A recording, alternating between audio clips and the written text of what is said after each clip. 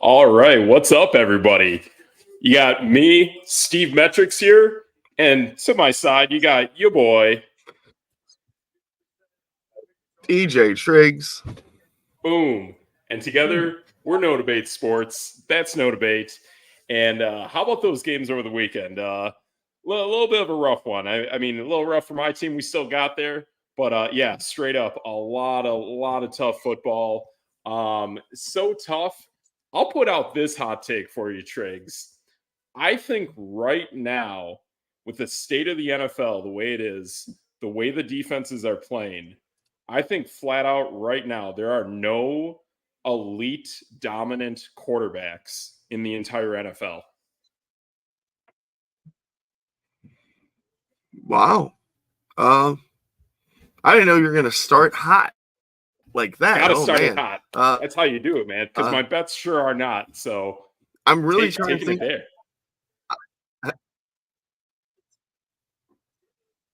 I'm trying to think it through.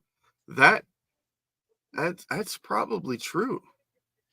Yeah. And I mean, like, even going back not that long ago, I mean, think about the state of the league. You had guys like Peyton Manning, Drew Brees, Tom Brady, Aaron Rodgers, Andrew Luck. I mean, that was a league back then. Even some stuff out of Phillip Rivers, even though he's definitely not elite, but like you still had some really good quality play out of him here and there. But now it's just a lot of good football players, but there's not a single player right now at quarterback that I'm absolutely terrified of at quarterback. I mean, Tua Tagovailoa, when we're talking Tua Tagovailoa as the best quarterback in the NFL, it's not going so hot. It just isn't. And I mean, I do love seeing the way that Jared Goff is kind of reinvigorating his career in Detroit. And I think that guy's really stepping up. But there's just nobody that is elite that they can go out there against a high-end, top-notch defense and just tear them to shreds. There's nobody like that in the NFL anymore. Okay, so I just was sitting here trying to, because Tua was the only name that I could think of, and Tua is more of a system quarterback, but then I wouldn't even say system quarterback. He's more of a, I've got weapons that get all the like accolades. Totally. Last week I was talking about Brock Purdy, and I was like, well, you know, blah blah blah. If they're the best team and they do the best stuff and yada yada, it's a quarterback award for MVP. Well, Tua's kind of doing that, but what happened? I'm so confused now. I know.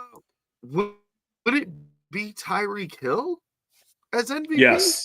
Yes, absolutely. I think that's legit. I still put Christian McCaffrey up there. I still stick by what we say, how influential he is on that offense. And as we saw, taking him out of the offense yesterday really hurt San Francisco. And that's the only problem I have with it is how much time does he miss? Tyreek Hill doesn't really miss any time. Correct. Yeah. If he misses time, it's maybe for a blip in the radar, maybe just one game, if that. He's pretty quick to recover, especially being a receiver. There's not too many games that receivers generally miss. If they do miss games, they're generally missing a lot of games, whether it's for knee injuries or foot injuries in general. But a guy like Christian McCaffrey is just taking a beating day in, day out. So for him to play at that level, it's gonna be tough. I mean, we're basically only through a third of the NFL season, and there's still 2/3 to go, which is really asking a lot out of these guys, to be honest. And it's why I in the future really hope we start getting 2 buys a week, or at least have the decency of putting these bye weeks for these teams more towards the middle of the season and not week 5 or week 6, which is why I thought Cleveland had a major advantage against San Francisco, because they had 2 weeks to heal up and prepare. Yeah, and like I'm just running through stats, just like Tyreek Hill is on a tear where it's like this guy he's basically by himself in yards per game. He's at 135 yards per game and 1 touchdown. And the only player that's even close is Cooper Kupp, and we obviously know he missed a bunch of games.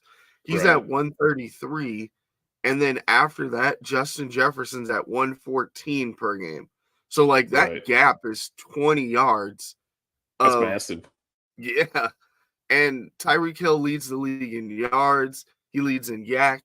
He leads in touchdowns. So like, he really has a case.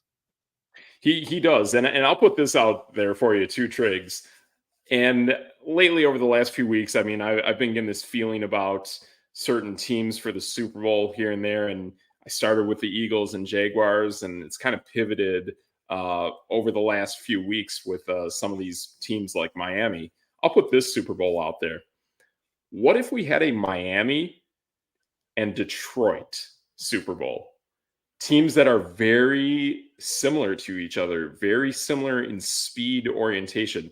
I do have concerns with Miami's secondary, but Detroit does represent some of those elements that Miami brings, but they have the speed element and they have a defense. Now, Miami's got to bring it up too, but I feel like in the NFC, for a team that's a complete package that can play legit defense and can play legit offense, even missing players and missing player pieces in that offense, that Detroit offense can still churn. If you take Christian McCaffrey and Debo Samuel out of San Francisco, that might not look so hot. Yeah, they didn't look like they were ready to play football anymore with those two guys out, which is completely understandable. You take out your running back and your number one wide receiver, who's also probably your number two running back. Like, what else can you do? Exactly. And I believe, too, for this stat line for the Cleveland game that San Francisco played, I believe the touchdown that McCaffrey had was a receiving touchdown. And I feel that's more of the more dynamic element that player brings in that offense is that receiving game. Whereas a lot of running backs are more conventional with the running game more dominant than anything else. But McCaffrey can do both. He can do both at an elite, excellent level. And that's pretty impressive that is pretty much how he scored in this game, but couldn't get it done on the ground. So actually, I want to say Cleveland still has not given up a rushing touchdown at all this entire season. And that's pretty insane. That's pretty elite. I mean, yeah. I don't even know what to say about Cleveland. Like, a lot of weird football this week. A lot of weird football. Absolutely.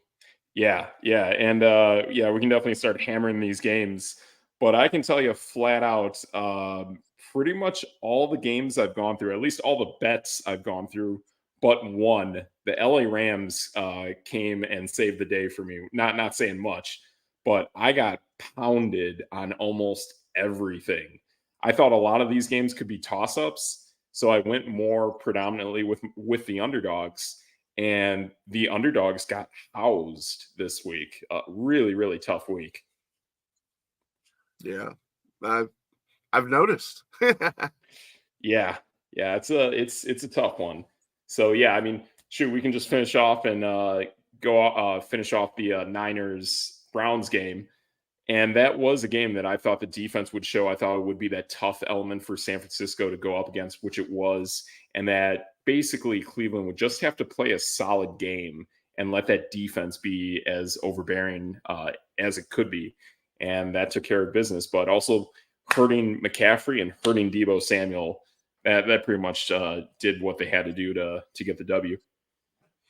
Yeah, I mean, it wasn't like, PJ Walker was a world beater or anything, but I mean, he threw 2 interceptions. Kareem Hunt and Ford, they combined for like 100 I don't know, 120 yards. So they didn't do very much on the ground, but it was literally one of those situations where the two best offensive players on the field just weren't there, and Brock Purdy couldn't really do anything. Exactly. Yeah. Without those pieces, I feel like Brock Purdy is a solid quarterback, not a great quarterback, but a solid quarterback. And working in that system, it is what it is. To me, it brings me a lot of almost reminiscence of a Nick Mullins, except that I think Brock Purdy is a better athlete.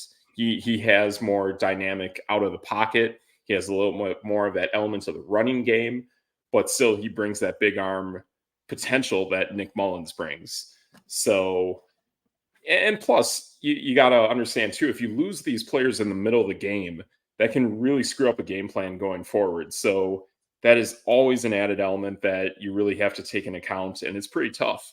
So, I'm not going to hold that against them. It's a tough matchup, tough game, and it's only 1 week. There's 2/3 of the season left to go, and it's going to be different sledding after this. So I think San Francisco can definitely rebound after this one. And to his credit, I mean, the run game only had 50 yards besides the 40 plus that McCaffrey put up. So yeah, there's nothing else he could do. Exactly. So we'll go off of this game. I got a W on this one, about one of the very few W's I can say for the week. We'll go to the next game that I thought I was going to get a W from, but I came really, really, really close. And there were a few weird calls in this game, at least play calls offensively, that were a screw up that I feel like if they executed, they would have gotten the W. And that were my New York Giants against the Buffalo Bills. And I was right about the Bills not looking so hot. But just some weird stuff. Weird seeing what New York did at the end of the first half, and then weird seeing what New York did at the end of the game. And to me, it was very reminiscent of me trying to watch Raider games over the last few years where we put all our eggs in the Darren Waller basket and he just falls short. I mean, yeah, this goes right back to Cleveland. We had Tyrod Taylor out there. So, like, that's true. I like Tyrod Taylor. He's an average quarterback. Yes. But and he shows athleticism too. I really like that. Yeah. Like, but Saquon kind of did his thing, the normal, but Tyrod Taylor was basically Daniel Jones. He was average. And yes, that's not very good. I think part of this, though, too, comes back to that offensive line. Their left tackle, to me, is easily one of the worst left tackles I've ever seen. There's no real true protection up front until late in the game when players are getting more fatigued and more exhausted and aren't bringing that same kind of pass rush at the beginning of the game. So that helped, and that helped them keep it close. But it just felt really weird seeing that. And I feel like there's still more potential that we can see out of Tyrod Taylor, but when he's not getting the pass protection, there were certain drop passes in this game. And when you need certain players to make clutch plays like a Darren Waller, and the only points you're getting are via field goals, it's questionable. And I don't know. I still put this on kind of the scheme of the coaching, the management of building this offensive line the way it is. Because once that game was going in the second half, Saquon was kind of running pretty well.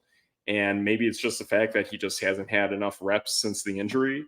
But I feel like this team going forward against a less dominant defense like the Buffalo Bills, I think they got something. I think they have to stick with Tyrod Taylor. Tyrod's a really smart player. And let's be honest, he's just had the worst luck of being in the wrong city at the wrong time with an up-and-coming quarterback. I think Tyrod is a starter, and I think he's better than almost half of these quarterbacks in the NFL. So with the weapons New York has on offense, I'd love to see that guy get another crack at it. Yeah, and to me, the main problem with the Giants is like, and I mean, it's obviously the main problem with the Bills too. They have no offensive threats. Like the Giants have Saquon Barkley, and let's hope for the best. And Darren Waller's he's pretty solid, but there's only one or two tight ends in the league that completely destroy a defense. And with the Bills, it's Stephon Diggs, and then let's hope somebody else shows up. Yeah. Exactly. Yeah, it's rough. And honestly, I felt like watching the Bills, I felt like their best runner was Latavius Murray. And he does that. He did that in our Raider game against us a while back. It just feels like when that guy gets on a run, on a roll, he really starts to churn at that running back position. James Cook really needs those open holes to make something happen, but Latavius Murray, whether he was with the Raiders or the Vikings, he really didn't have much to work with, so he made it on his own. And now being in Buffalo, which still isn't looking like that great of an offensive line, he's also making it happen. But that's about it. I mean, we're talking like what, maybe 40, 50 yards total in the entire game out of the running game on any given week. Feels like everything else is on Josh Allen's shoulders. And more or less, it's more so on the shoulders of Stephon Diggs. That's it. And if Diggs and Davis don't go off, that's it. That's why we only saw one touchdown out of Josh Allen. And honestly, that touchdown came in a moment of desperation. It was a great throw by Josh Allen, but like I was talking about earlier, it's not like it's fear. It's more like he had to make that throw at that point in time. This wasn't Mahomes against Josh Allen in the playoffs where they're just slinging it, torching the defense apart. This was more of like, man, I got to make this throw right now. It's the only shot I have. So I have to throw it at this moment, at this exact time, and make it happen. That's it. Right. Agreed. I don't even know what to think of Josh Allen either. Yeah. And it's really interesting from the fantasy side of this too, where if you look at guys like Josh Allen, Joe Burrow, Jalen Hurts, all of these higher end quarterbacks that you really invested in, especially this week, did not show up. So you might get maybe 20 points out of it, but when you're really banking on 30, almost pushing 40, that's not happening. So true. All right. True. So we got that game done. Let's go to one of your interesting teams, Triggs, that you're kind of following with the Colts and the Jaguars. How about that game? Man. I mean, it's basically if you're not Anthony Richardson, you probably don't matter in Indianapolis. That's kind of how it goes. Gardner Minshew came in, did his thing, but like they don't have any weapons. There's literally nobody on that team that can do anything, and I don't know. That it's just they're a bad team for a reason. Like that's why they got Anthony Richardson. Yeah, that's exactly why they got a player like that. We're still seeing that they're still trying to run Jonathan Taylor, get him up to speed. And it does feel similar to what we saw to Saquon Barkley coming back, where that guy just isn't ready yet. And when it comes to what Indianapolis is doing now they flat out have no weapons whatsoever. And yes, Gardner Minshew can rack up the yards, but he makes some terrible, absolutely terrible decisions. And even looking at the Jacksonville side of this as well, Trevor Lawrence wasn't all that great, yet they were still good enough to stick around and get a total of 37 points out of this game. More often than not, they're doing that on the back of their defense, but it just shows that when you have a team like Indianapolis that has really no true threats on offense, I mean, their box score is pretty brutal. You're getting about the best thing they had going for them yesterday was about 100 yards out of Michael Pittman. That's it. Yeah. And the crazy part is like, I can't put it all on Gardner Minshew. I mean, obviously he's a backup for a reason, but like to have your backup throwing 50 plus times and you can't run the football, you're setting yourself up for disaster. Exactly. It shows really how desperate and how bad that offense is. And the fact that at that point they're playing so far from behind that they just have to throw the football. I mean, basically in the second quarter, they're losing that game 21-6. So at that point in time, they completely scrapped the whole run game. And then shortly after kickoff of the second half, you're in the whole 31-6. So you really have to scrap everything and put it all on the arm of Gardner Minshew, and that's just not good enough. True story. True story. There we go. All right, let's get out of this game. Where are we going next, Triggs? Oh, we didn't talk about the Thursday night football game. I mean, oh yeah, that's right. There's Thursday nothing night to football. really talk about, but it's pretty bad.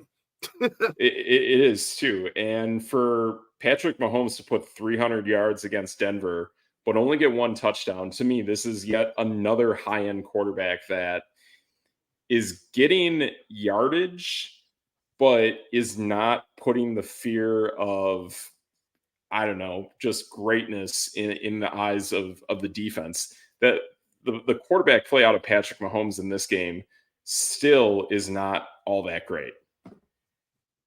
Right. And this falls onto that Kansas City thing again, where it's like they don't have any weapons. Isaiah Pacheco shows up sometimes, and other times he doesn't. He plays really well, though. I like Isaiah. I think he's a hard-nosed runner. A little bit of Marshawn Lynch in his game. He's about the one guy that I really enjoy watching as this offense evolves. Yeah, and that's pretty disappointing. Like if he's the one guy that that you watch and go, hey, okay, that guy's doing stuff, but then you go, oh, okay, he's the guy that's doing stuff. Like, I mean, he was averaging like 3 yards a carry, so it's I don't know, he just doesn't do it for me. Exactly. And against Denver, which has no defense, they have no defense at all. And we're talking only one. Yeah, we're only talking one touchdown out of Kansas City this past week. I actually had a friend at work who was saying, man, I need to get myself about 40 some fantasy points out of Harrison Butker, who I like to call Harrison Butt Kicker. And boy, did he kick butt this weekend, because he was the guy really scoring points for them. And ironically, this guy actually won his matchup because of Harrison Butt Kicker. So it's pretty bizarre when that guy is the forefront of your offense, and it really highlights the problems that are going on, which is they're way, way too dependent on Travis Kelce. Yeah, but we all knew that already. Like they don't have any receivers that really matter. I mean, Rashee Rice is he's sort of coming along, I guess, but sort of. What can you expect? Yeah, and this is the team that has Marquez Valdez-Scantling and Justin Ross, who are big, speed, tall threats that I feel absolutely should be getting it done. They should be the guys. It should be those two along with a Rashee Rice or a Sky Moore, and it's none of them. It's really a bad mix, especially against a Denver defense that has nobody playing for them. So really disappointing in that. And even more disappointing is watching the Denver Broncos play offense. So that's a pretty tough one too. So that's great.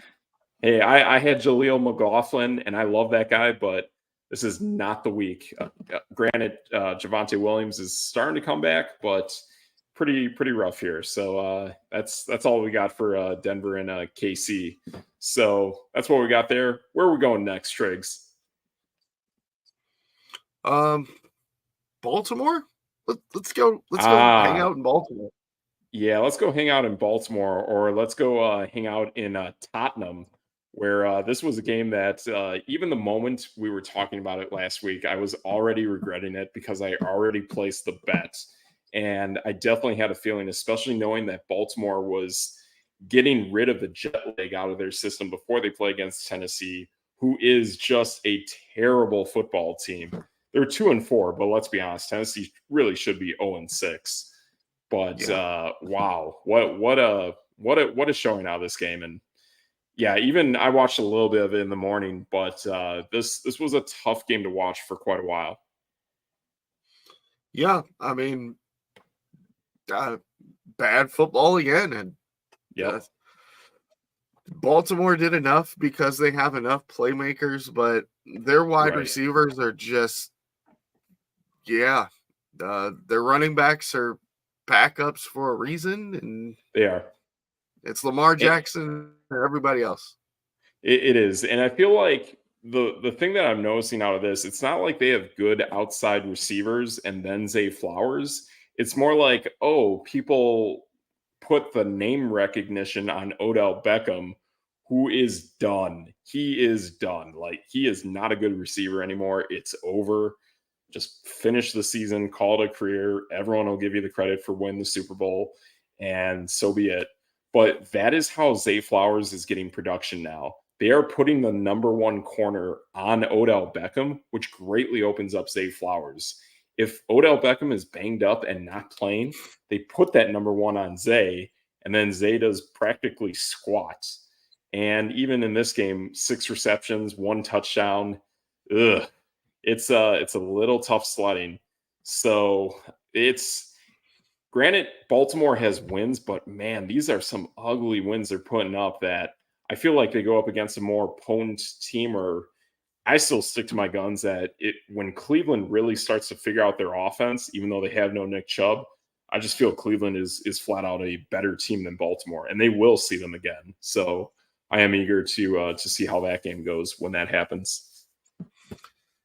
Yeah, Baltimore's still Lamar Jackson and everybody else. Like Mark Exactly. Andrews does his thing, but I don't really like when we talk about fantasy. Yeah, he's like upper echelon tight end, Right. but like in the real world, he's just another dude.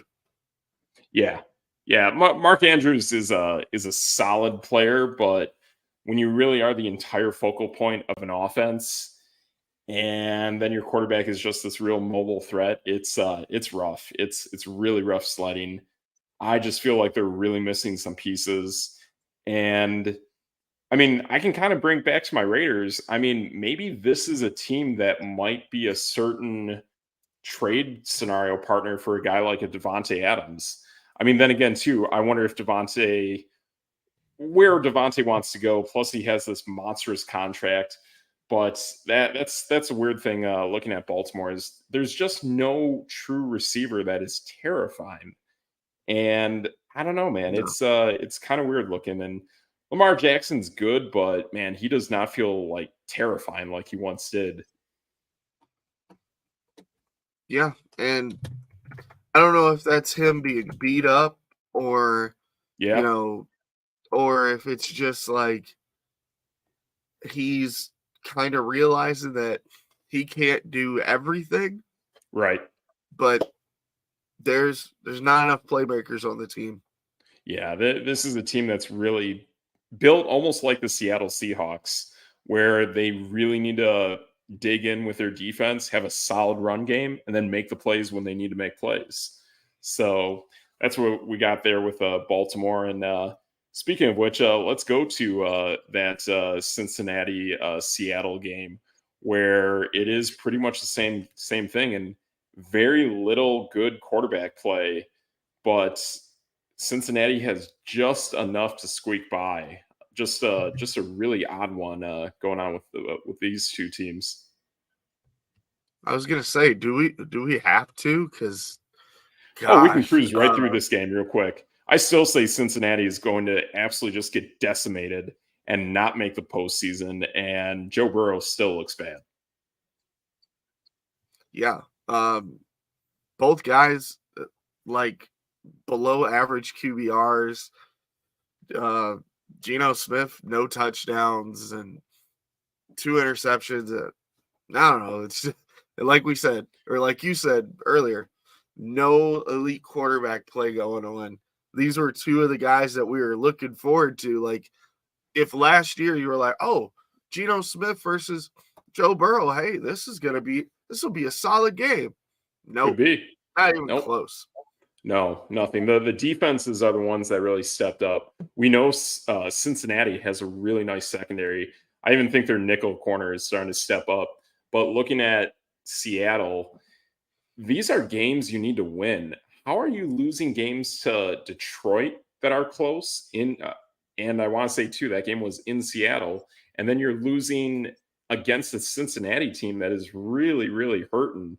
It's a really bad look for Seattle, who we've pretty much all said that they may not win the West, but they should be a playoff team. But if you keep losing games like this, you're not going to make the playoffs. Yeah, I'm not thinking playoffs anymore. They've kind of fallen completely off for me, and I don't want to say it's Geno Smith, but like their run game is supposed to be pretty solid.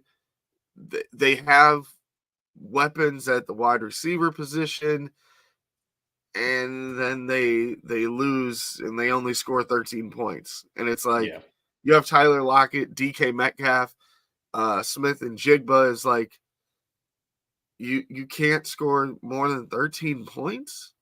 That's exactly weird. And I think Jackson Smith and Jigba is incredibly talented. I think he's awesome. He's dominant, except he's on pretty much one of the worst football teams that he could be on. This team has never used a slot receiver. And for as good as Geno Smith is claimed to be, why is DK Metcalf still kind of That I don't get. So for a team to invest in a wide receiver in round 2, I want to say, it's just a terrible look for Seattle. I think they're completely missing the ball here.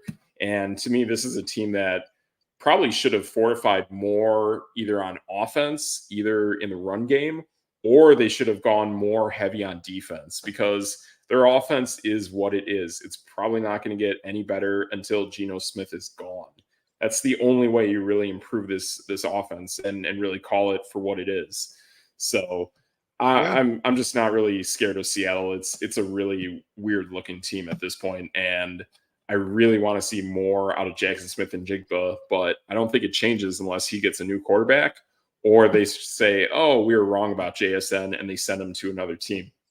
Yeah, and then on top of that, like it was weird when they drafted him. Like they obviously need, offensive line help. They obviously needed a tight end. This is a tight end heavy class. Like exactly. Could you imagine like a Darnell Washington in Seattle? Like that'd be insane. Noah Fant gets like 1 target a game. Like it's not even worth it. And then have Darnell Washington run block for Kenneth Walker. Yeah. Right. That's the dream. That is totally the dream. And I wish Pittsburgh would kind of start to figure this out too. Like go more heavy with 12 personnel because that's what you put on paper. That's what you drafted. You intended to go 12 personnel. Between you, Cleveland, and Buffalo, you all signed up for 12 personnel. So you need to utilize it and make something out of it. Whereas Josh Allen is only connecting with Stephon Diggs. At times, Pickett connects with Freiermuth. And now with Cleveland, we're not even seeing much of David Njoku or Jordan Akins. So it's really messed up. And I think Seattle is trying to make good with some of these tight ends based on how Russell Wilson used to use them. But now the whole slot game between the tight ends and slot receivers is non-existent. It's really bizarre. Yeah, I agree. Just another bad football game. Another bad football game. That's what it is. Hey, let's get out of here. We got any good football games we can get to? Or is that asking too much out of week 6? You know what's funny? Like I'm actually looking through, and like I'm like, Washington, Atlanta. Okay. Yeah, it's 2 bad football teams. Yeah, we got 2 questionable offenses, but we have signs of life. And man, I'm even shocked too that for us, and I would think for almost all leagues in general, I would have never thought that in week 6 of an NFL season, we'd be saying Jahan Dotson's non-existent as a fantasy relevant player, that now it's Curtis Samuel because they're working more of the short field game. That's pretty pretty different look out of Washington. Like this is what I think about Washington, right? This is Washington in a nutshell. Sure. I made a video of Brian Robinson Jr. being like an elite fantasy running back. Okay. And then he completely fell off a cliff. And Oh, they no. stopped giving him the ball. Okay. And then I know you were kind of like decent on Sam Howell. The guy throws 3 touchdowns and his QBR is 37. Wow. Like, what did I don't even understand how that happens. Yeah, that's pretty rough there. And yeah, I mean, I do like the way that Sam Howell is kind of growing as a quarterback, but man, to throw three touchdowns and a 37 QBR, that's a little insane. I mean, granted the yardage isn't there, but for the guy to do that, I mean, honestly, his production is not that bad. And not only that, he's doing this behind a terrible offensive line. So it's pretty tough for Washington. I mean, I never thought their offensive line would look this bad, but it's a really weird game that they had going on here. Every single touchdown they scored pretty much was one of these running backs or makeshift running backs from Sam Howell. So it's a very short yardage kind of scheme going on with these guys. Excuse me.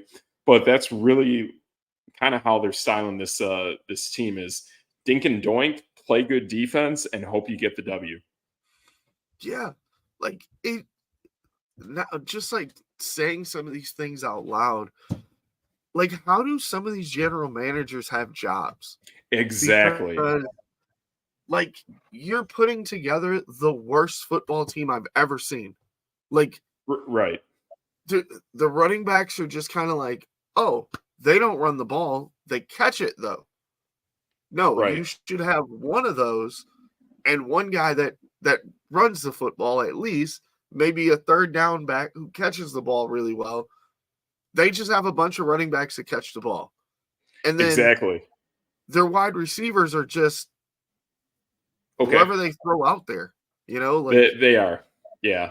And I've liked Jahan Dotson. I think he's the best of the bunch, but it still shows that when it comes to building your team, you have to build it from the inside out. You have to build it with a good offensive line, good defensive line, and then get your quarterback. Somehow, some way, that has to be the makeshift formula of doing it. Because in our eyes, we look at Detroit, and honestly, I don't feel like their draft went all that great. But the fact that they already have a great offensive line and they have a quarterback who's good and is really starting to grow his game, they're looking like world beaters right now. With just a few little blips added on offense between Jahmyr Gibbs and Sam Laporta, they look like they can win against anybody now. And they have guys who are missing games, missing time, whether it's Amon-Ra St. Brown, Jahmyr Gibbs, or now David Montgomery. They're fine. They just put in a new guy. They have a great offensive line. They have a defense that's stepping up. And they have a quarterback who can sling it in any given game against any given opponent, especially against a good one like Tampa Bay. So that's what it takes. And between Atlanta and Washington, they are not built that way. They try to build every other position besides the line for offense and defense. So it's weird. It's just a really weird look between what Ron Rivera is building on this and already what we got out of Arthur Smith is kind of weird. But I don't know. I mean, I still have faith that Atlanta is going to figure this out. I think they have that good secondary. They have the good run blocking for the running backs. And I think we start to see a little bit of a resurrection of Kyle Pitts. Yeah. Sure. How about we go to that Detroit game? How about we go to that Detroit game? And I love seeing those beautiful creamsicles out of the Tampa Bay Buccaneers. I don't care if they got the W or not. Man, just seeing those creamsicles, man, that's dope. I love that stuff. They had 46 rushing yards. Yeesh. And I know what's his name? Their starting running back got hurt, and then it was more Deuce Vaughn. But between that and there were some really, really rough throws out of Baker Mayfield. I mean, when he slings it downfield, it looks a little bit better, but really trying to make those short intermediate throws was rough. Yeah. I felt like Detroit kind of game planned them to make him throw, and he didn't deliver. And yep, like Detroit is okay. This might sound crazy, but hear me out. Jared Goff is MVP. Hey, as a fantasy football owner of Jared Goff, I greatly appreciate it. And it's why I've looked at that team and noticed, oh man, there might be something going on here. Because between Amon-Ra St. Brown, Josh Reynolds, you got Khalif Raymond, and now all of a sudden you add in this Tyreek Hill element in Jameson Williams. They got some guys. They got some guys who can run on you. And then you got the flash and dash of Jahmyr Gibbs.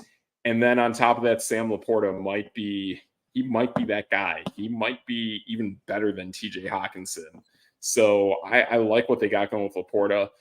Curious to see what he looks like even in run blocking, because if Jahmyr Gibbs really takes that next step and can grow, they're going to need Laporta to run block for him as well.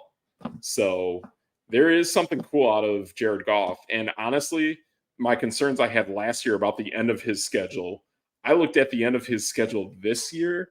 He has 5 straight games to finish the year indoors. That's greatly going to help his odds to win MVP, or at least just tear up opposing defenses. I hope my face says it all. Yeah, Jared you don't Goff like it. Is basically MVP. And that's why we're saying flat out that the elite caliber play in the NFL at quarterback is gone. Like, it is bad. We're talking the 2 best quarterbacks in the NFL somewhat legitly right now are Jared Goff and Tua Tagovailoa. And it's more of an element of their surrounding cast than these players themselves, because the guys who are just trying to do it on their own with basically 1 or 2 players, whether you're Jalen Hurts, Joe Burrow, Patrick Mahomes, it's rough. Josh Allen. I mean, these guys are just kind of working with their monstrous contracts and 1 really good player. Whereas these other guys are like, all right, I'm getting paid about 20, 30 million, and I have all these weapons on offense. That's how you build a team. Yeah. I'm so confused by this entire week of football and now saying Jared Goff could be the front runner of MVP with Tua just makes my whole head explode. Yeah, it's why I really just don't like MVPs or just seeing quarterbacks get the MVP award. It's pretty ridiculous. I mean, we really know that the MVP is somewhere between Christian McCaffrey and Tyreek Hill, as it should be. That's who the true MVPs are. So let's take it for that, and let's just keep rolling. Let's keep rolling to another game. Oh, no. You got something else? Oh, gosh. Let's go to more bad football. How about Minnesota versus Chicago? How about that? How about Minnesota versus Chicago? So I got something. I have a interesting, somewhat conspiracy theory we'll roll with in this game. And this does impact your team, Triggs. Your team, which is suspiciously on bye and did not play any football. I bring that into question. But boy, for Justin Fields to do what he did last week, and for Minnesota to be such a bad secondary, then why is Justin Fields only getting 10 attempts in this game? I know he got hurt, but why is the game plan so run base oriented against a Minnesota defense that is just dreadful? What, especially when you're on your 15th running back. No Rashawn Johnson, no Khalil Herbert, Deontay Foreman, who they basically have DFA'd most of the season. Yeah. And they're like, just take over. You're good. Nope. Nope. Yeah. Like, this is really, really bizarre. I look at this, and to me, this is almost as questionable as the Rams against Cincinnati a few weeks ago. Like, why are you going with this complete opposite game plan that you should be scheming the other direction for against a team that is just terrible against that side of the football? So, and especially with Justin Fields just lighting it up the last 2 weeks, I don't get why that's been completely abandoned. And yeah, his backup quarterback is truly dreadful. So, but this yeah, is the problem though. yeah, The backup quarterback was 10 for 14, which sounds yeah, great, but he threw 80 yards and like, an interception. yeah, but like, okay, this I love the QBR stat. You Justin do. Fields was at 9, and the Uh-oh, backup quarterback, Bagent, I don't really know how Bagent. you say his name. Yeah, something like that. 16. They Oof. combined for 25. Yeah, that's how you do it. That is a total of 25 there. Pretty bizarre. Even more bizarre, checking these stats on ESPN and how it has a QBR and they're not totaling them. I don't get that. That's kind of weird. But yeah, it's like why are you doing that with someone especially as talented as Justin Fields and even more dominant in DJ Moore receiving it? It's a really weird look with what Chicago did this weekend against Minnesota. It just to me doesn't make any sense whatsoever. So I had this battle with someone about Alexander Madison, right? And Okay. they tried to tell me that he was solid and this and that. And I'm like, no, he's horrible. Like, Oh yeah. that was a bad, like, I mean, they went and got Cam Akers. And we're like, okay, that makes sense. Yep. Alexander Madison he had 18 carries and he averaged 2 yards a carry. That's And terrible. Cam Akers got 1. They traded to go get this guy, and he's Yeah. gotten 1 carry. And he took What? it for 8. And Yeah. that's good. What are they doing? Yeah. I don't get it. I don't get what they're really trying to do on offense there. And pretty bizarre. And it's weird. It's not like Minnesota is a team that should be tanking. This is a team that should be going for broke, I think, especially for what they have in Kirk Cousins. But to do that kind of stuff where Alexander Madison is your workhorse and you traded for Cam Akers, who is much better than Alexander Madison, I just don't get the direction they're going there with. And like TJ Hawkinson got the most Gone. targets in this game. Yep. And we're talking what, 50 yards? That's it. But what? Yeah. Bad football. Bad football. Bad football. But I do have a conspiracy that could happen here with your Green Bay Packers, should there not be a certain draft pick for Green Bay. My dream scenario is that Green Bay does go into next season with a young rookie quarterback that goes toe-to-toe with Jordan Love, and that's how you figure out who your next future franchise quarterback is. The conspiracy I have here that brings into play with the Minnesota Vikings is it's pretty much well known that Kirk Cousins will not waive his no trade clause. He will play out the rest of the season with the Minnesota Vikings. He's been discussed with the New York Jets, yada, yada, that kind of thing. Granted, it would be beneficial to him as a quarterback and it would be beneficial to the New York Jets. But the Kirk Cousins family man, the dad that he has pretty much said he is done moving his family. His kids are growing up in Minnesota. They have a nice life there. They like it. I don't blame them. Seems like a really cool area. And I totally get it. And he is basically setting things up. So if Minnesota really doesn't want him to be their quarterback, they're going to have to void his contract next offseason, which they can. They have that ability. So the only thing I see going on for Kirk Cousins is he would potentially play for a quarterback that is somewhat in close proximity of Minnesota. And he's playing in the NFC North. we can't really say he'll just flip conference and go to the AFC North, because technically those teams in the AFC North are pretty much all out east. So I know you're hiding, Triggs, but I think it is a very likely scenario that if he does not play for the Minnesota Vikings, he will try to compete against Jordan Love and the Green Bay Packers.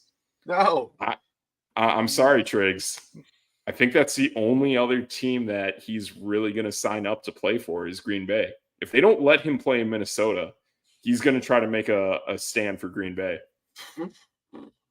So proximity, it's close.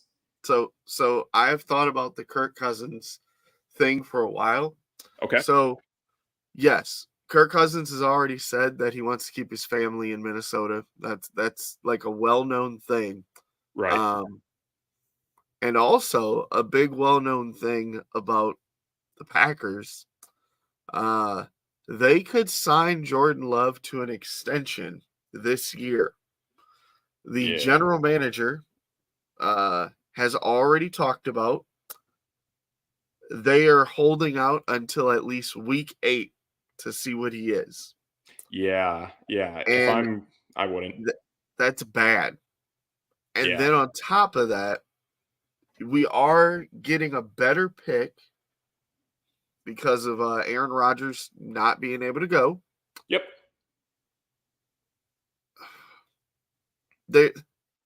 There's a couple quarterbacks out there that are worth it, but I also don't see the Packers being as bad as some of these other teams that need quarterbacks. And that's not just me being a Packer fan, but it's true. We get to play Minnesota and we get to play Chicago, and that's 4 wins. Yeah, even 3, at least. We might stumble and lose one of those, but it's there's so many bad teams out there that need quarterbacks. Yeah, there are. This Jordan Love might just be stuck there, and they might sign him to a 1-year extension again, where it's not completely guaranteed, and he might battle another quarterback, and Kirk Cousins could be that guy, and it could be really bad as a Packer fan.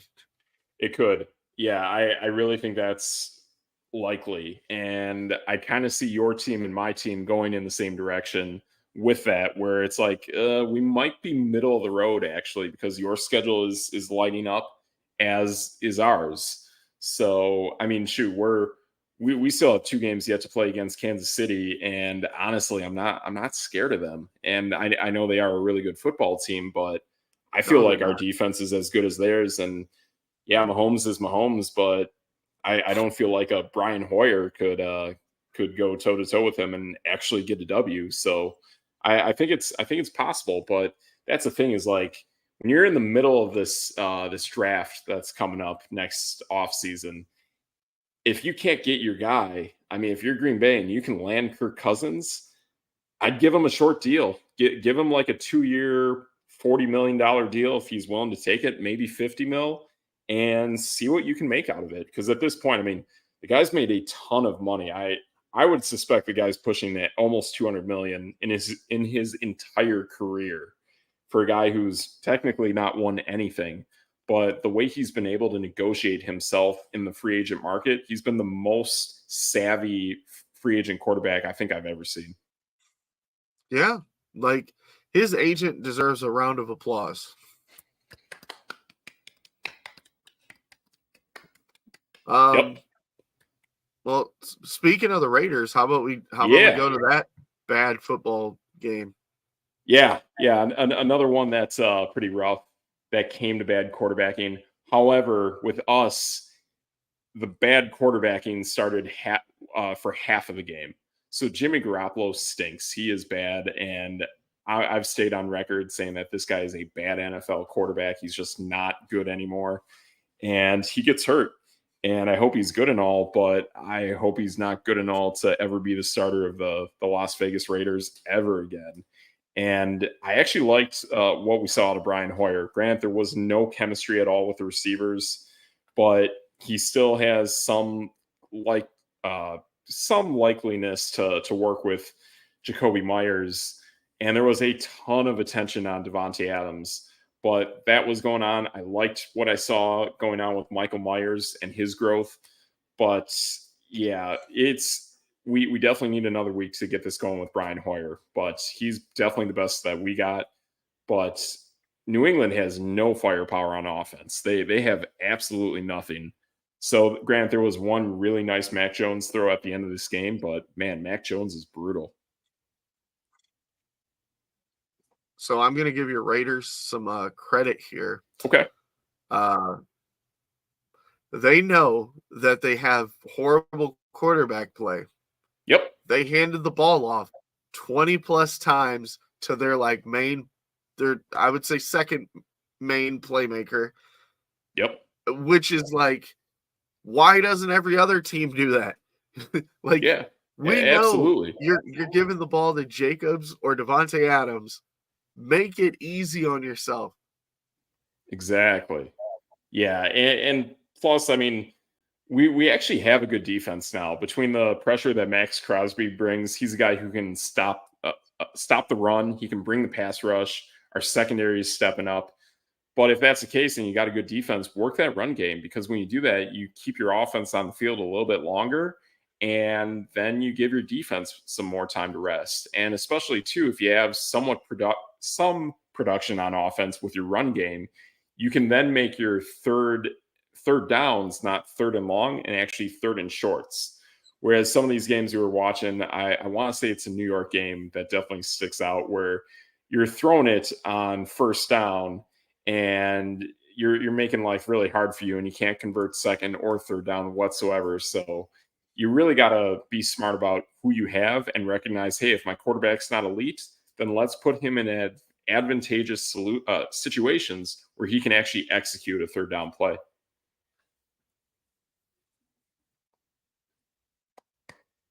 Yeah, Brian Hoyer might be your starting quarterback going forward. And honestly, I'm okay with that. Like, I'm pretty happy between the bad play with Garoppolo and just the wildness of Aiden O'Connell. Hoyer looked confident out there. He looked like he was ready to sling it. He looked good in the pocket. He just needs that chemistry. And I know him and Davante Adams were in some disagreement, but you came in halfway through the game. So I'm not going to be upset about that. But that being said, you can tell there's definite frustration from Davante Adams. But again, he signed the contract.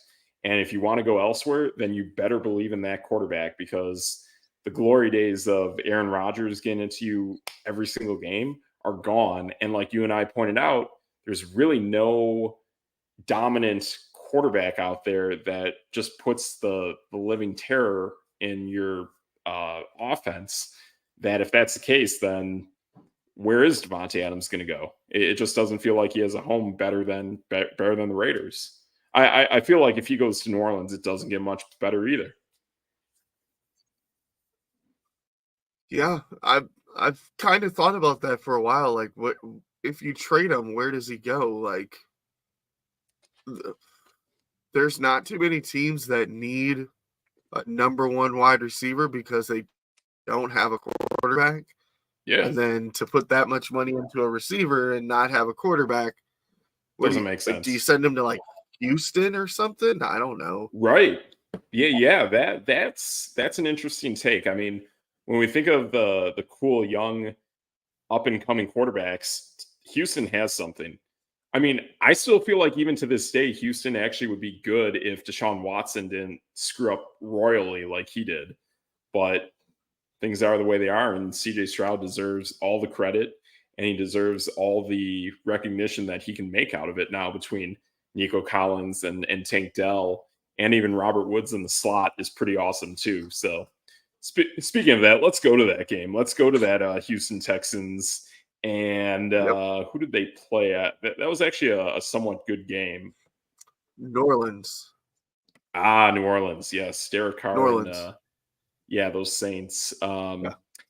Yeah. I mean, to me, this game pretty much explains what and why the Raiders moved on from Derek Carr. I just... Yeah. Yeah. Yeah. I mean, to only get one touchdown against Houston, which is a good defense. But if you're only getting one touchdown and you fail in the red zone and you throw for over 300 yards, that's Derek Carr in a nutshell. And that's why I've never been really that sold on Derek Carr. Hey, all I know is CJ Stroud is winning Rookie of the Year, and like at least he looks somewhat competent compared to 30 other teams or 29 or it's rough. I don't. I'm like, yeah, he might be the most accomplished quarterback in the NFL for as short of his career to this point. But like we said, there's no dominant quarterbacking in the NFL right now. The defenses have truly caught up to all the offenses in the NFL, and there is no quarterback who's really just slinging it anymore. Whether they're banged up or they're just not good anymore, very possible. I just have to do some quick research here, just so I'm not completely nuts. Okay. All right. What you got? Trevor Lawrence is playing. He's playing pretty well, right? We agree with that. I'd say he's playing okay. I projected him to be much better than this.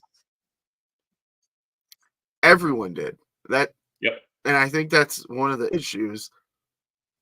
Is CJ Stroud the best quarterback in the AFC South?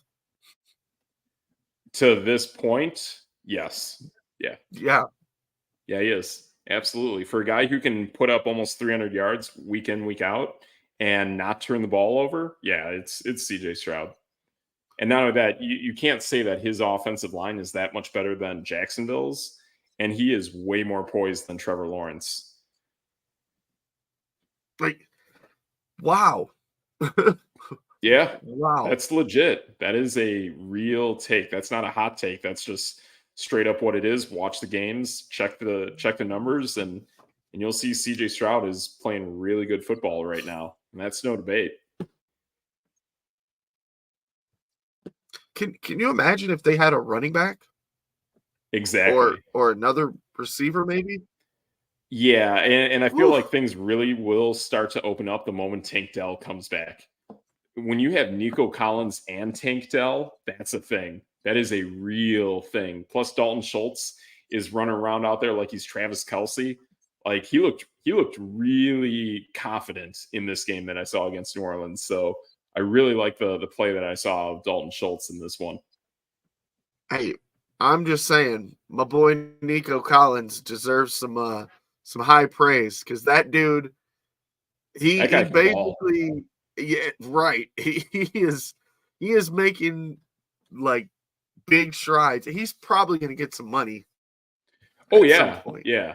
And to me, he's got almost that feeling that he's from a smaller market, almost like an Amon-Ra St. Brown, and is just balling out.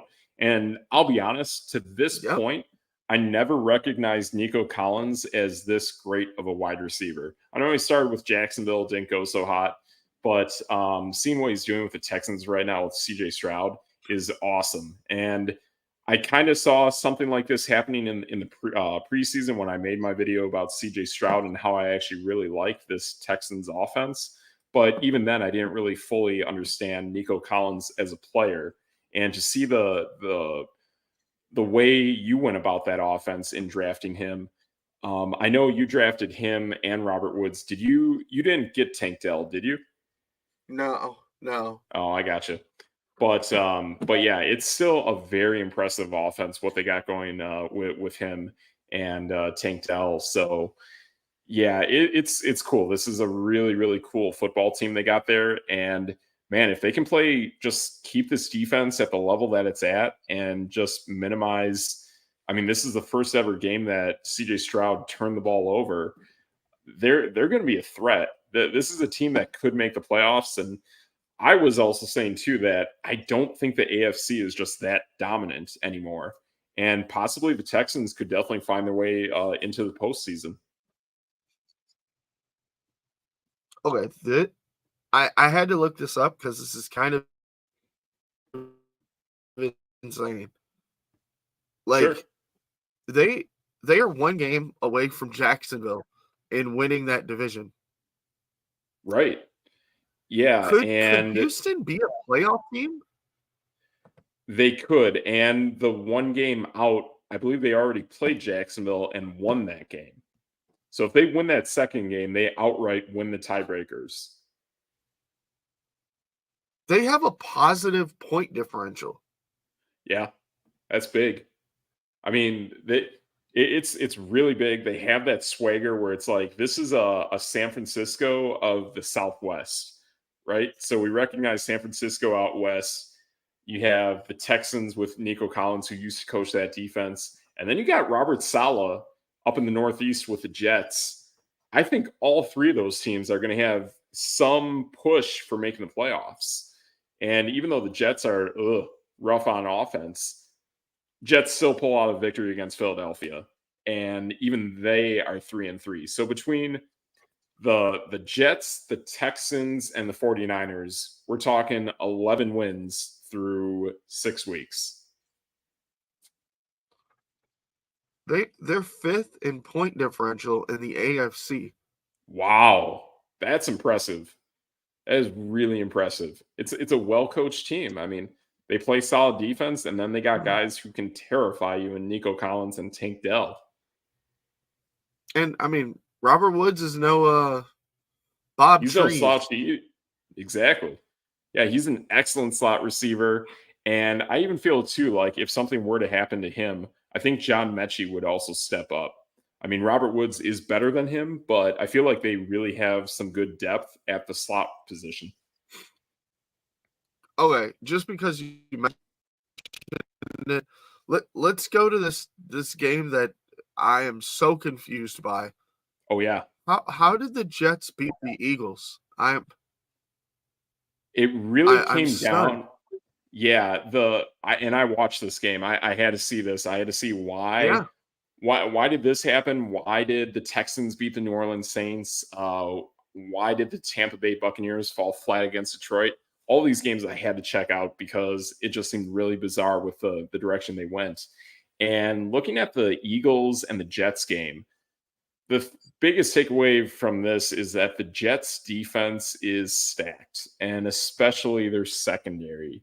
Even losing their top two corners, they still can absolutely lock down defenders downfield. And they were giving A.J. Brown and Devontae Smith absolute fits. And Jalen Hurts, I mean, I don't know. I think the guy is putting on almost too much weight that it's now starting to like affect his throwing motion. Because when I saw the guy play like about 2 years ago and I saw him play against our Raiders, I thought that he was very athletic and was showing something that was truly different in his speed and accuracy and just timeliness of throwing the ball. But now it's almost like, oh, is he trying to become like Russell Wilson? And it's very kind of, I don't know. It looks too flat. It looks too stale. And it's really looking like he's just trying to force it just to those two guys in a way that we look at Josh Allen in the same light, that you only have those two options. If it's just that, is DeAndre Swift really going to tear you apart? I don't think so. Yeah, that run defense was pretty shut down. Yeah. But this is what I want to say about this game. Sure. So Breece Hall averaged 3 yards a carry. Yep. Zach Wilson, no touchdowns. Yep. No touchdowns. Yep. Garrett Wilson, 90 yards. Wow. And they beat the Eagles. Yeah. I think the biggest thing on this is Jalen Hurts turned the ball over 3 times. That's how they did it.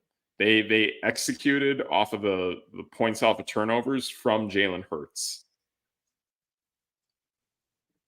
Yeah, I get that. I mean, I seen that, but like, it wasn't like the Jets did anything on offense to even. Justify I mean, they scored 20, three interceptions, and they scored 20. Yep. Yeah, it's a very, very bad stat line. And the Eagles still lost. Exactly. Yeah, it's a bad look for Philadelphia. even though they got the win, it's an even worse look out of the Jets, because if they don't get that production on defense, they're toast. So yeah, I don't know what's going on here. I wonder what's going on with their other quarterback that they have behind Zach Wilson, because honestly, I'd go to that guy. I don't even know who it is, but Zach Wilson ain't getting it done. Right. All right. So I guess last but not least, the best wide receiver in the NFL. Okay. Adam Thielen. Let's go. Yeah, Adam Let's Thielen. go. How about that? That's the only guy that Bryce Young can actually find on the field, because he's short and doesn't have an arm. So there you go. Throw it to Adam Thielen every single time. And then you Andy get torched Dalton by the started Dolphins. Yeah. Well, yes. Andy Dalton started it with the Adam Thielen love. Okay. And like, this dude's getting like 10 plus targets a game. I thought he was washed. I'm not going to lie to you. Yeah, and then I jumped on the bandwagon really, really early this year. And like, this dude is lighting it up. Exactly. And like, I thought KJ Osborne pretty much kind of ran him out of town. But man, going to Carolina, like it's resurrecting his career. But the thing is, so is playing for a really bad football team. So yeah. Yeah. Is Miles Sanders done? Because he's been horrible. And I remember I drafted him and I was like, well, he can't be that bad. And then I was like, no, he can. I'm going to get Chuba Hubbard too. And Chuba did his thing, I guess. Yeah. Yeah, it's definitely a tough one with what's going on with this team. I mean, I know they definitely started a little bit hot to start this game, but man, it's a really, really rough team they got out here. And yeah, if Chuba Hubbard's the one that's really taking the majority of snaps here, yeah, I don't know. I mean, was Miles Sanders a healthy scratch, or was he just not healthy for this game at all? I honestly don't even remember, because I don't pay attention to him anymore because he's horrible. Yeah, he is. So you got that going on, and then you have Miami, who I've heard certain analysts on TV on very well-established networks state that they don't believe the Miami Dolphins can sustain this receiving game in the dead of winter. But okay, well then if that's the case, then why is Raheem Mostert gutting you for 115 yards and 2 touchdowns on top of all the crazy receiving stuff that they do in the air? So yeah, I don't buy it. And also, said running back also caught a touchdown as well. I feel this Miami Dolphins team is absolutely terrifying. I think this is absolutely the scariest team to play against.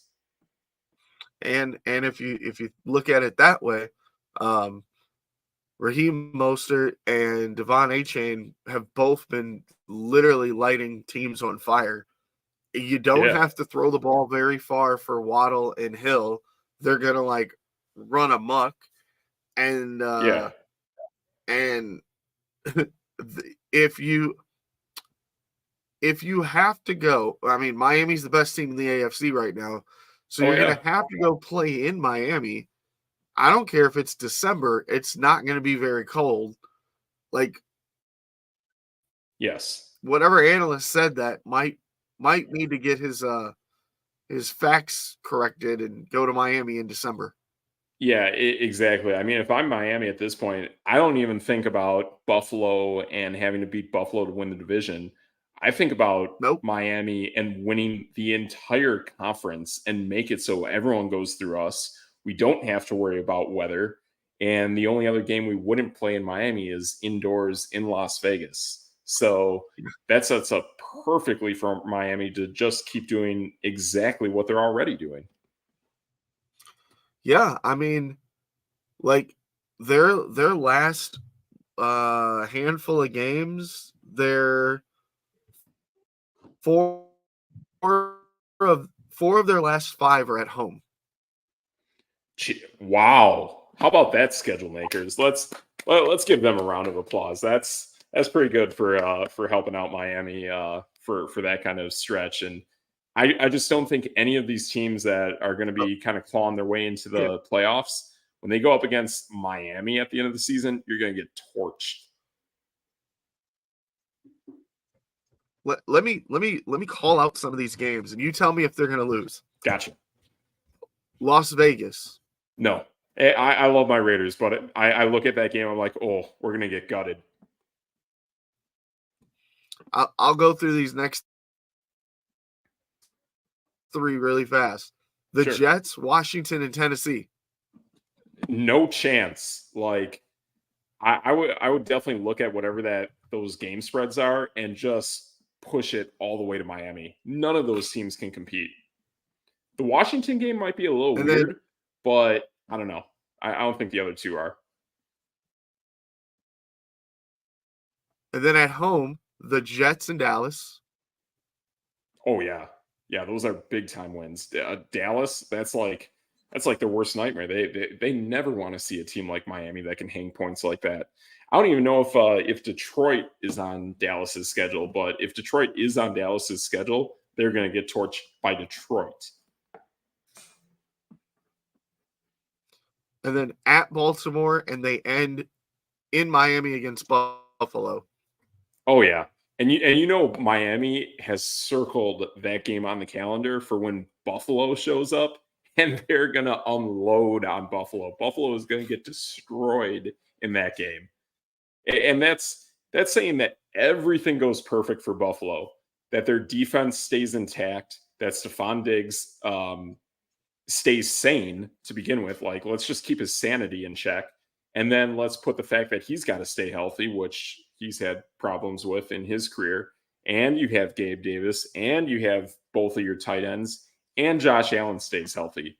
Way too many variables. And yeah, you're definitely going to go into that Miami game hoping you have a chance, and you're going to get run out of that stadium. Yeah, Miami could go undefeated for the rest of the season. Exactly. I mean, they're looking at one loss now, and I mean, we look at these teams like Buffalo and Kansas City, and we think they're probably going to get a handful of losses throughout the rest of their season. But man, looking at Miami, it's like, man, like they've been winning these games without certain players. They've been winning without Devon Achane. They've been winning without Jalen Waddle. That's why I'm most impressed with these teams that are missing pieces on offense and still laying the wood on their opponents, whether it's Detroit or Miami. They're doing it in this kind of style. And yeah, I mean, I think at this point, I think these two teams are the true teams that are going to find their ways to finding each other in Las Vegas. So you got to play well on both sides of the ball, though. So, and I think Miami having an extra 2/3 of the season to figure that out, possibly get back a Jalen Ramsey in the next month or so, that's really what's going to help. Yeah, I mean, unless you're Miami and you're okay, this is crazy because I just had to look this up just for the fun of it. Right. They have put up 50 more points than any other team. The number 2 team is Buffalo. And then really, the number Buffalo. 3 team, they have them by 60.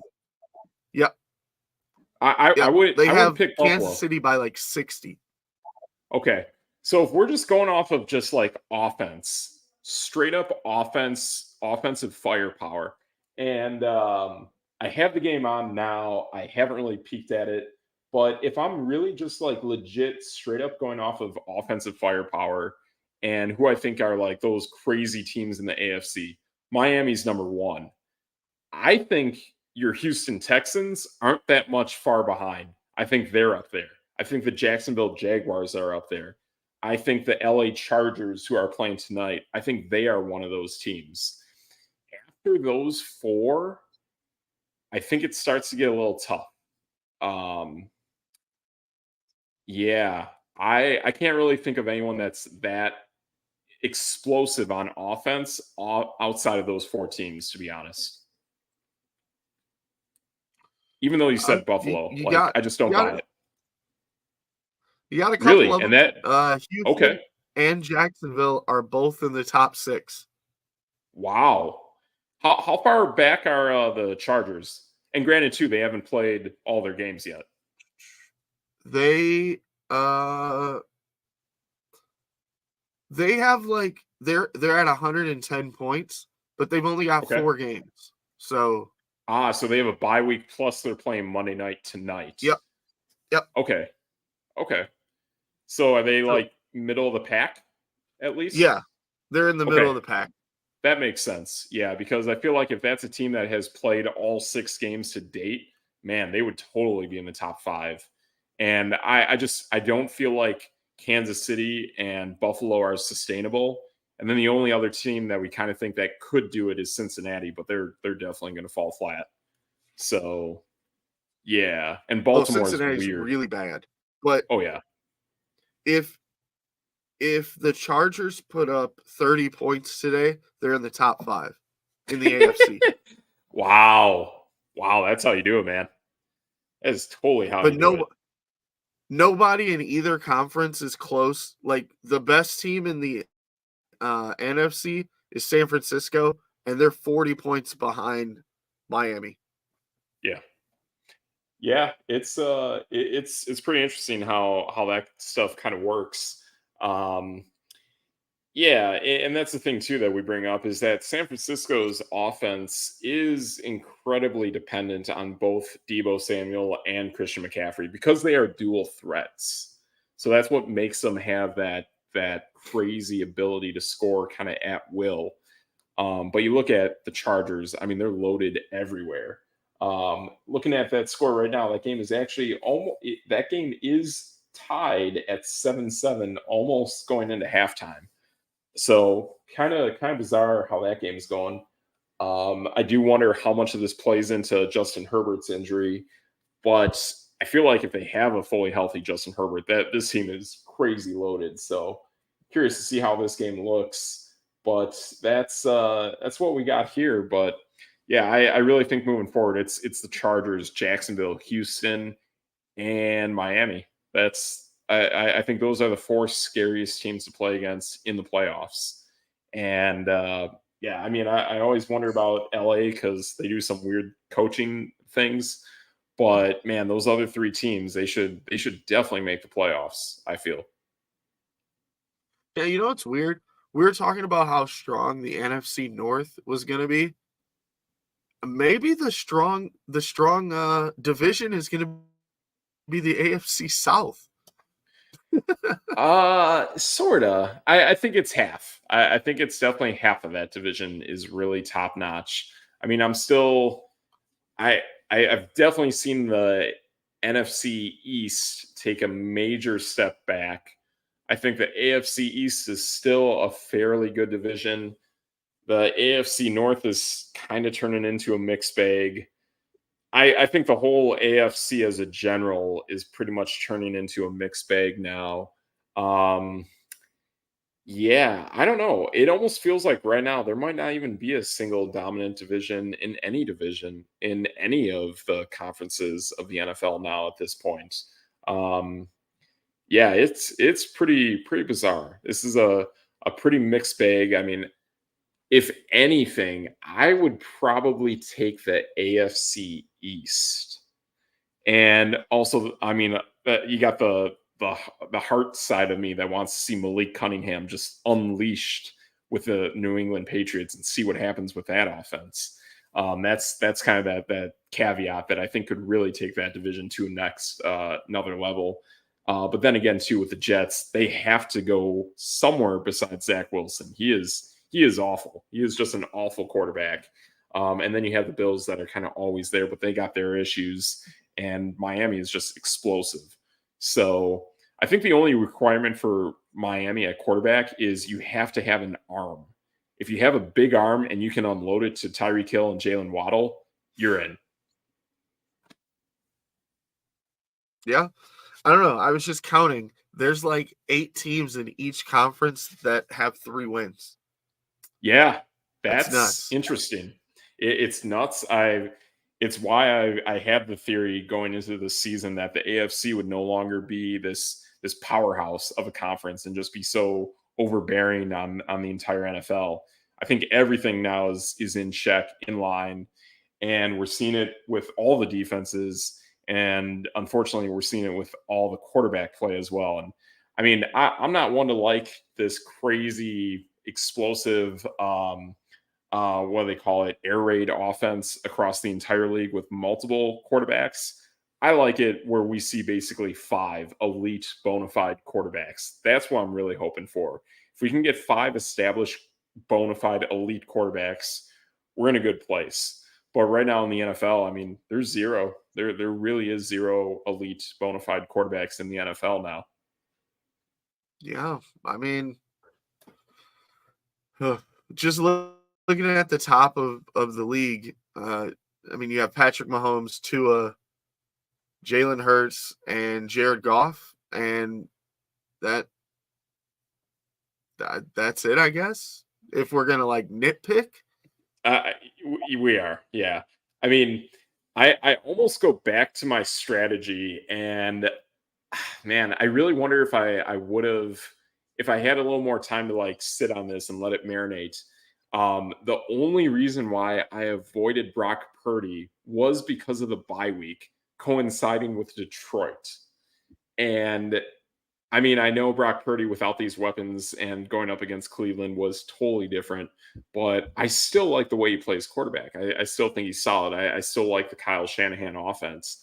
But I mean, is he an elite quarterback? I don't think so. I think maybe if Purdy has more time in this offense and they stop this carousel of quarterbacks in the Kyle Shanahan offense, and he can be that quarterback for the next 2 years, I think he can do it. But yeah, that was literally the only thing holding me back from drafting both Purdy and Jared Goff was the fact that they both have the same bye week. And who do I think was better? Jared Goff. So that's why I went with that. Yeah, that makes sense. Makes sense. What do you think, man? Should we wrap it up and bring it till Tuesday? Yes, I think we should wrap this up and bring it into Tuesday. And yeah, we'll lick our wounds from a rough week 6 and start strategizing our picks for tomorrow's show. Hey, whoa. I don't have to lick any wounds. My week 6 wasn't that bad. Really? You I was 9-4. You were 6-7. 6-7. Wow, boy, because I can't say 6-7 out of my bet slips that I got at the casino. So, wow, yeah, that made my day, Triggs. I'll take 6-7 any day of the week after this one. Yeah, you picked Tennessee, Atlanta, and Chicago. I can live with I can live with Atlanta. I can't live with the Tennessee one, and Chicago only has itself to blame for that game plan. So be it. Yeah, that's. And my Giants almost got it done, so I give them credit. Yeah, I guess so. But they're the Giants. That's what they are. The Giants. All right, Triggs. What video game you got going behind you today, pal? Oh, we have to bring up the banner. You can't just. That's true. You can't just leave out banners. That is true. You can never leave out a good banner. Never do that. Oh, we are switching video game systems now. Oh. Dun, dun. So we're done with the Atari? Right. That was wow. I'm almost ashamed to show this game. Okay. But remember, I have had this video game system since I was like, I don't know, 3 or something. All right, okay. Ready. Oh, that is awesome. Boy, that's cool. You wouldn't even think that's a video game in today's day and age. I mean, Ernie's Magic Shapes. Yeah, it was yep. That's amazing. I mean, now that HBO owns the rights to Sesame Street, that's got to be worth something. Yeah, this game was made for kids 3 to 6. It was like holy smokes. It was shapes and numbers. Wow. What did it come out here? Trying to look for the date. I have no idea. Oh, I'm gonna look it up on my phone really quick. Okay. But I'm gonna say All right. like late 80s. Okay. I think it's absolutely insane. Pretty awesome. I'll give you advice, Triggs. Do not sell it. I say stash it. Stash that game for the future. Like, this is a stash. This is an Alvin Kamara. This is a Jonathan Taylor. This is a DeAndre Hopkins of last season. Not Tennessee Titans DeAndre Hopkins. No chance. But this is what we got here. This is a stash and wait. This is you know what this is? This is a Dorian Thompson-Robinson. That's what I like. That's no debate. Oh, please don't say that, because that guy's not playing anymore. But no, I've never sold any of my games ever. So thank goodness. There's no need for that. I will never sell it. But it came out in 1989. 1989. Wow. There you go. I was just scraping and clawing my way into this world around that time. So how about that? Me too. There you go. Nice. Good stuff. So with that, we got to go to myself and what is the belts? So the belts that we got, especially with a Raider game and a Raider victory, and sticking with the black theme of black and silver, still sticking with Megatron because it's it's a win. So mean face Megatron, that's where it's at. I don't know if you caught wind of this, Triggs, but I remember like towards the end of Calvin Johnson's career, he actually had a Megatron special collector's edition set that actually came out with a unique pair of Nikes. And it's like Megatron color scheme and everything. I believe there were 81 of them, and he autographed them. The only thing I was hoping for is that it would have been Detroit line colored. Like, it has the purple and red and whatever that Transformers color scheme is. But I was hoping that they would just say screw it and just go all in on the Detroit Lions and make it a Honolulu blue and silver color scheme. But they didn't do that. Yeah. Huh. Interesting. So, fun fact. So there you go. That's everything we got for today's show for today. And you can see us both here tomorrow again, 7 o'clock tomorrow night, Mondays and Tuesdays here on Facebook, Twitter, YouTube. You can find us. You can find all our socials online, all that good stuff. So we'll see you tomorrow. I'm Steve M3TR1CS. That's your boy, DJ Triggs. And together we're No Debate Sports. And that's No Debate.